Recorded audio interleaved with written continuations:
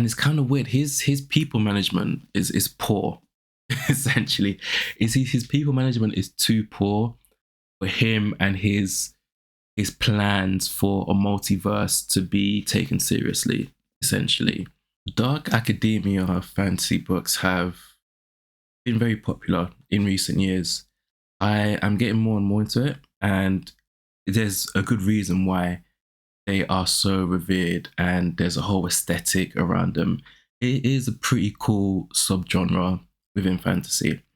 But I want to talk about the rise and fall of a particular series, and that is the Atlas series by Olivie Blake. There are three books in the series. The Atlas Complex is the third one, Atlas Paradox is the middle one, and then the original TikTok, that is a TikTok book to be fair, is the Atlas 6 by Olivie Blake. And I wanted to talk about my general feelings and disappointment with the book because it starts off on a high and then it really crashes and burns.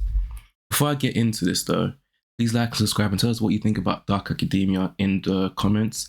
Let us know what your favorite Dark Academia books are. I am yet to read The Secret History and other books of that ilk, but they are on my TBR. And also, this video is sponsored by the Critical Reader newsletter. Link is in the description. If you like what you see, you'll definitely love my weekly newsletter. The Atlas series is...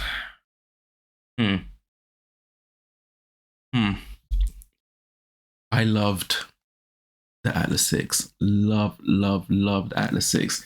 This video is going to be me jumping around on a lot of things. There will be spoilers, so if you haven't read it, go and read it. Or if you don't care, continue watching. Fine by me. There are multiple problems with the book and the series in general. I love the first book in particular because of the characters. The tension, the banter, the hate, the ego. There's a lot of ego in this book. I loved all of it. I particularly think about Nico and Libby and how Olivie Blake just started off the portrayal of their friendship perfectly. You understood the assignment from the get-go about those two, and I loved it. It really hooked me straight away. And I have to give her props. I was hooked straight away because of those two, and then seeing Atlas recruit them into the Alexandrian Society and everything was just brilliant.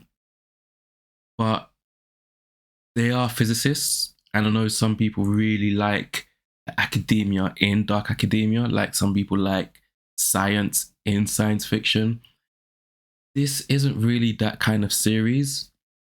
It kind of flirts with it, but kind of misses out all the important steps it takes. If you've ever run an experiment in your life, it doesn't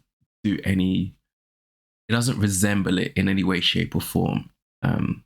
Besides maybe the initial hypothesis, besides that, it doesn't seem to any sort of calculations of things, and that's kind of exemplified by its very, very soft magic system. You know, in this world, magicians, mediums, as they're called, are accepted. They are part of everyday life. We do have companies that make magical products and all that good stuff. There doesn't seem to be in this world any sort of oppression, unlike books like Illborn or the Darkest Mind series, where anyone with any sort of power is, you know, looked down upon and oppressed. This isn't that. They're accepted. We don't talk about that bit really. We don't talk about how it was accepted or what the ordinary person thinks about medians. We follow medians, and those are the characters, right?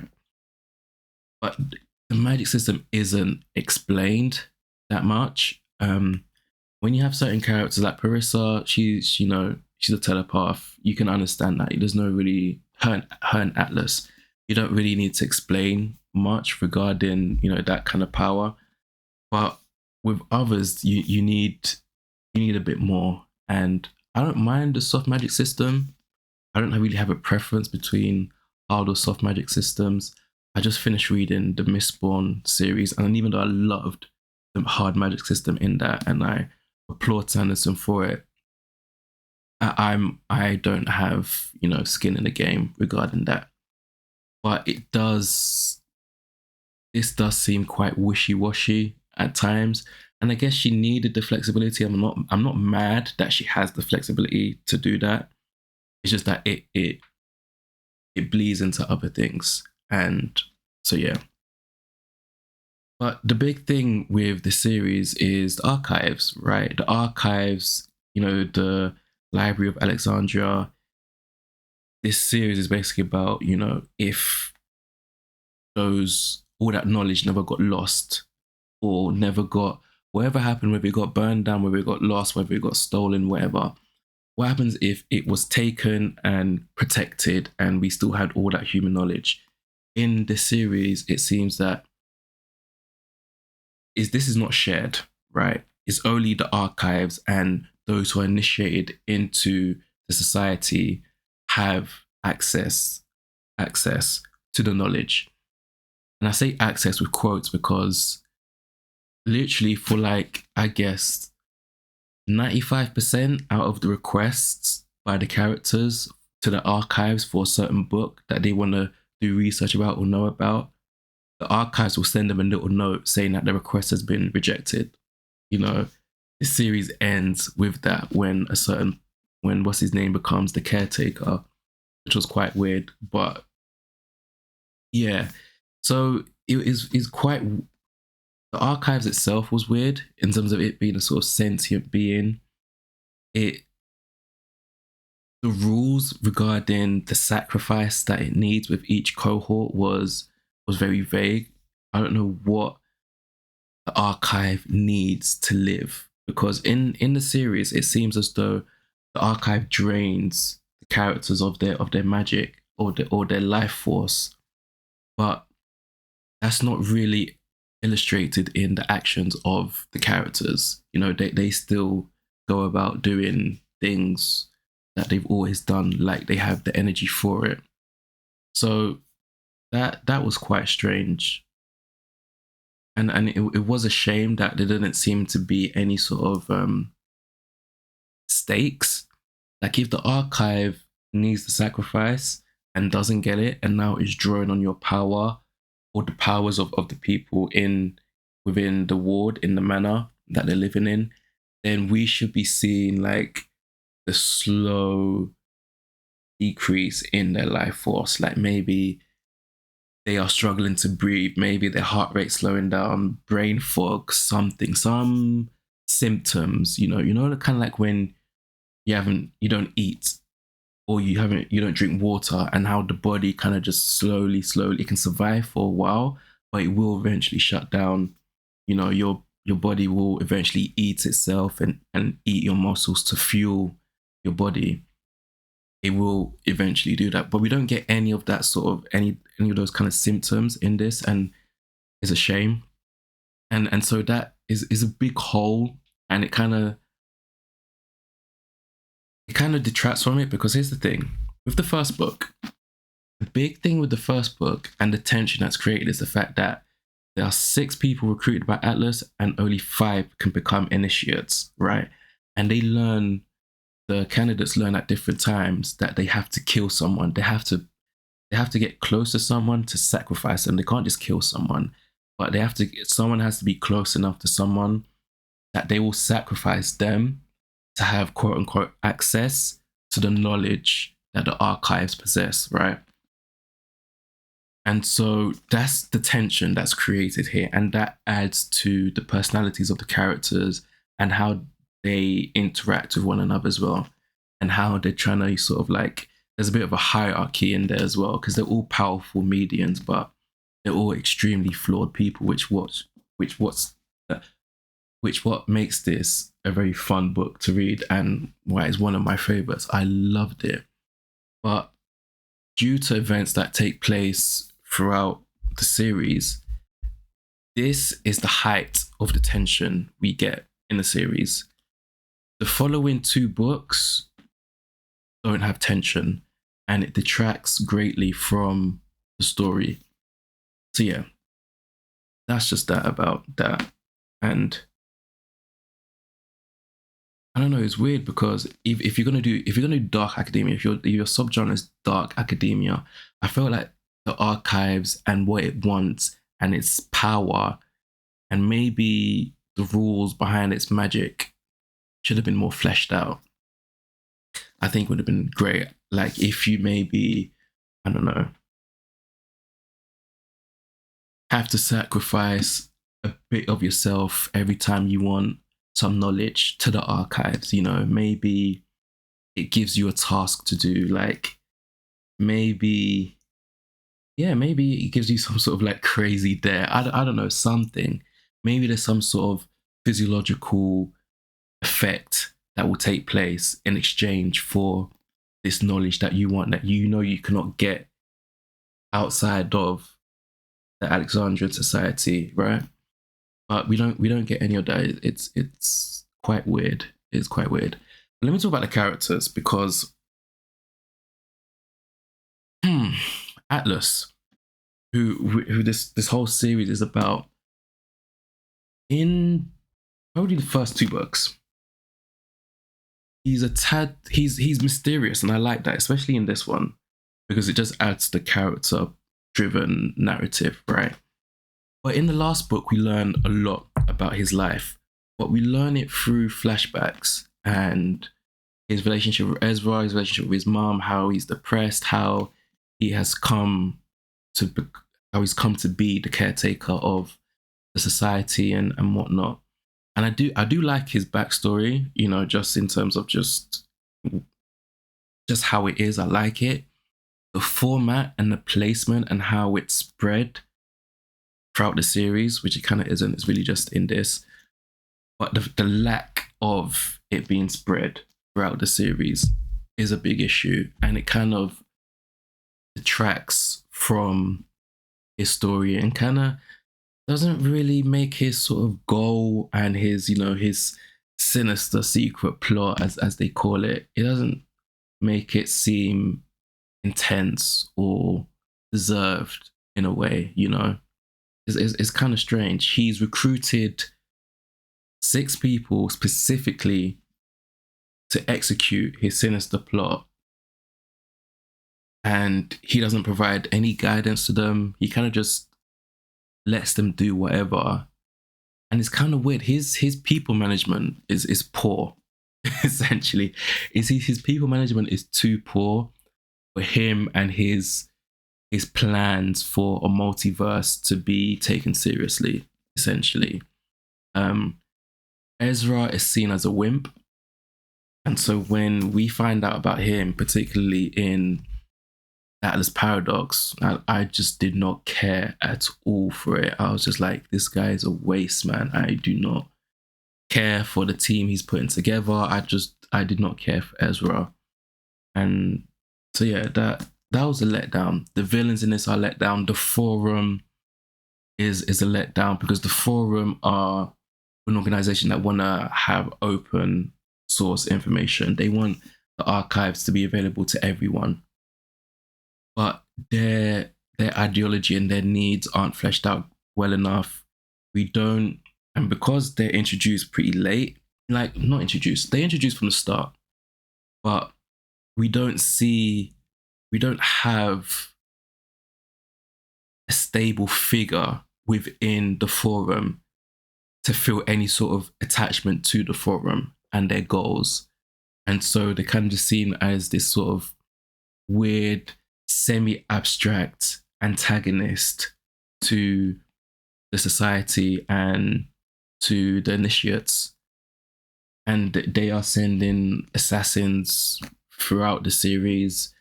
The assassins is just... I hated the whole assassins business. It was poorly done. Every type of assassin, from the run-of-the-mill, you know, sniper, gunman, to the witches that they send, none of them seemed worthy enough of being assassins. And again, the assassins subplot isn't really done well. Yeah, it's quite poor. But back to characters. Throughout, probably the biggest, most frustrating character in the series is Reina. Reina reminds me, the way Reina was written reminds me of the way Storm is portrayed in X-Men. Storm is in every like variation of X-Men that has hit the screens has been watered down because she's too powerful, essentially. Reina is essentially like Storm in a nutshell, is Mother Nature. What can best Mother Nature? You know, in terms of like mutant powers and magical powers, it is up there, you know. She's essentially Storm. And so with Reina, and she kind of illustrates this next point, there are a lot of concepts in this book that get brought up, not nurtured, and then dropped. With Reina in the Atlas Paradox, she begins to theorize that medians, especially powerful medians like the initiates are essentially gods, and that gods aren't invincible or eternal or immortal. Gods are basically medians that live a normal human lifespan and then die, and then the next median, powerful median, then takes the reins. That's what Reina essentially believes, and I can see why. She's essentially Mother Nature. I can see why she would be the one to bring that up, like she's a god. It kind of makes sense that it was her. But this isn't really developed at all. Callum, who is another character in this book, you know about Callum, he essentially thinks that she just has a god complex.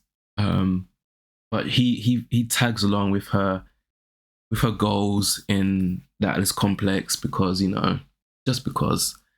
But Reina is a lot more political than all the other candidates. She really believes in having a just world and rectifying the injustices she sees around the world. And so with that, I'm quite disappointed that she never linked up with Belen, because I really wanted them to cross paths, because Belen was, you know, some describe her as an eco-fascist, but Belen did a whole lot. Belen was on that type of political wavelength as Reina, and both of them really did unethical, both did unethical things in order to try and fulfill political goals to try and make the world a better place. I thought it would have been cool if those two linked up. But yeah, that's just my view on that. Regarding the characters as well, like I said, this is a very character-driven series. But at times, we still don't. How should I say this? The motives of the characters aren't at the forefront of what they're doing. So with Nico, he joins the society because we see he has friends in Gideon and Max, and Gideon in particular, who's also a powerful median. He wants to help him, and he wants to help with his problem that he has. But throughout the series, this kind of gets dropped, and Nico kind of, you know, he's flirty, and he's probably the one with the most amount of relationships to each character, minus Callum a little bit.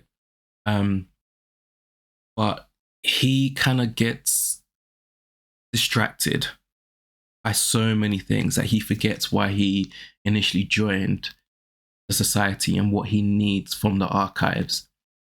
So that was a shame that motives weren't at the forefront. Same with Libby. Libby, she had a sister called Catherine who died from a degenerative disease, and even her is like that driving force to find a cure or something, or to do something, just isn't there. And again, the fact that these motives are sort of sidelined again is just another form of tension that isn't realized in this book, in this series. The only big tension again is the sacrifice, and even with the sacrifice, it seems more like a psychological trick at times because it's not serious. Like I said earlier, they're going about living their lives and things aren't really explained as to how the archive functions and why it has these certain rules in place. So at times, like I'm reading the story and I'm going through it and I'm just like, it seems like it's just a whole psychological trick that they could try and sort of get out of.